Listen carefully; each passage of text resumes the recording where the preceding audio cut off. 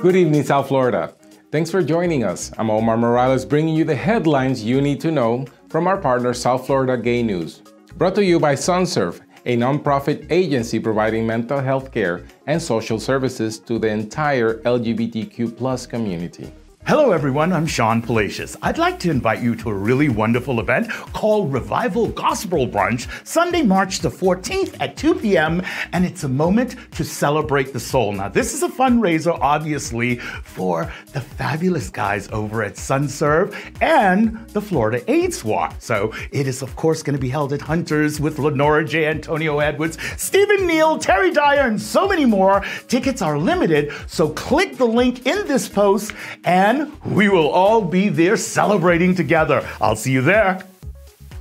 We begin this week with Puerto Rico Governor Pedro Pierluisi clarifying that his state of emergency declaration over gender violence includes LGBTQ+ people.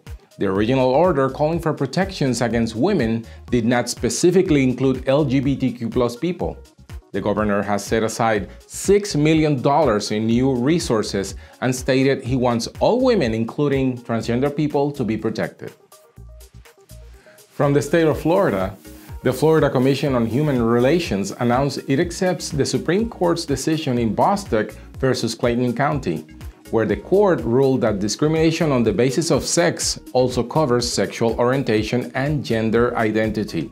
Florida Senator Chevron Jones tweeted, "Protections for all Floridians just gained new meaning." In national news, Secretary of State Anthony Blinken announced the U.S. will re-engage with the UN Human Rights Council. Blinken said the Biden administration has recommitted the United States to a foreign policy centered on democracy, human rights, and equality. And now please welcome Terry Dyer with this week's Guide to Local Entertainment, brought to you by Bar Rita Rooftop Mexican Restaurant and Bar in Fort Lauderdale. Terry, what do you have for us this week? Thank you so much, Omar. I think you're going to love this week's picks. Scandal Saloon serves up Scandalous Saturdays, hosted by Alex and Jessica with music and drag performances that are sure to entertain. The fun starts at 9:30 p.m.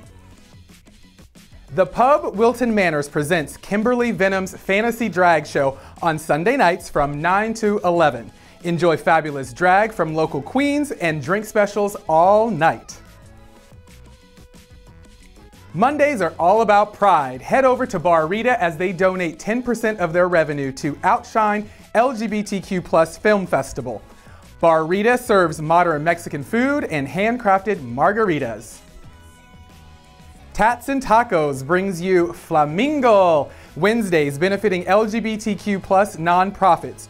This Wednesday, Tats and Tacos gives back to Flockfest events. Dinner is from 6 p.m. to 10 p.m. You can review these picks on our social media platforms for location and details. Now, back to Omar at the news desk. Thank you, Terry. And now from around the globe. Chinese education officials are working to make young men in China more masculine. The Ministry of Education announced it will require schools to add more gym teachers and enhance teaching to cultivate masculinity. Gender and sexuality experts emphasize the damage these efforts could have in young folks' development.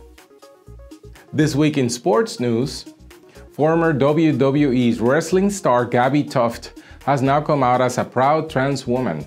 Tuft discussed the emotional toll being transgender has taken and admitted it almost ended her. She went on to say, "The day I stopped caring about what other people thought was the day I truly became limitless." Luckily, Gabby has been supported by her friends and family.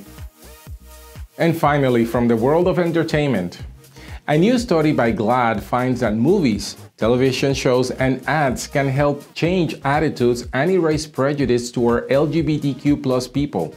It found that 48% of non-LGBTQ+ people became more accepting of gay and lesbian people over the past few years because of their representation in media. That's all for this week's headline. Please visit SFGN.com to view these complete stories and more. Be sure to join us each Thursday for more South Florida gay news. Thanks again to Terry Dyer for bringing us this week's guide, and we look forward to seeing you again next week for all new headlines. Until then, I'm your anchor, Omar Morales, wishing you well.